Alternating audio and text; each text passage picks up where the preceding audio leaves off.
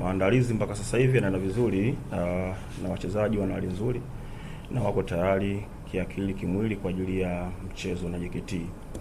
Kwa hiyo kiufundi tumeweza kuiandaa timu, tumeiweka vizuri kila sehemu ambayo kwenye udhaifu tumeweza kurekebisha ili kupata mchezo mzuri na JKT. Tunaamini game itakuwa ngumu kama game iliyopita ile tulipata sare nyumbani ya kufungana 1-1, lakini huu ni mchezo mwingine na una maandalizi mengine. Kwa hiyo tunaamini game ni ngumu na tunaamini game itakuwa more tactical. Ni mchezo ambao utakuwa mzuri na utakuwa wenye matumizi ya nguvu na akili, lakini tumeweza kufanya vitu vingi kulingana na mpinzani, ubora alikuwa nao.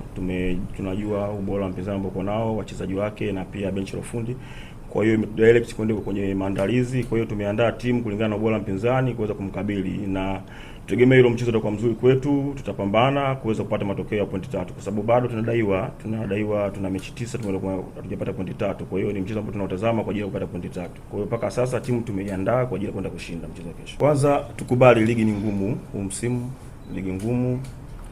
Mechi zote sio rahisi, mechi ni ngumu. Ukiwa nyumbani, ukiwa genini, mechi ni ngumu. Kwa hiyo ni kweli ukiangalia msimamo unakuonyesha kabisa msimu kila timu imejiandaa. Kwa hiyo na ukipoteza mchezo wote na maana nyuma yake atashinda na maana anakushusha, na ukishinda mchezo wote ukipata pointi 3 na maana unaweza kushusha watu wawili mpaka watatu. Kwa hiyo tuko nafasi ambayo sio nzuri na sio malengo yetu kwenye huu msimu.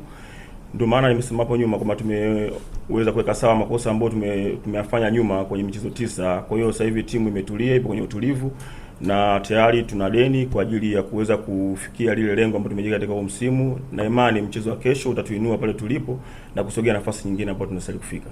Tunaamini ni wakati wa mpito katika mpira wa miguu na tumejiandaa vizuri ili kuelekea katika mchezo wetu wa kesho dhidi ya JKT, na kuahidi mashabiki pamoja na wapenzi wa soka kesho mchezo kuwa mzuri na kupata matokeo ili kuwa katika nafasi nzuri tofauti na ile ambayo wamezoea wale mashabiki wa Mashujaa kama kawaida yao.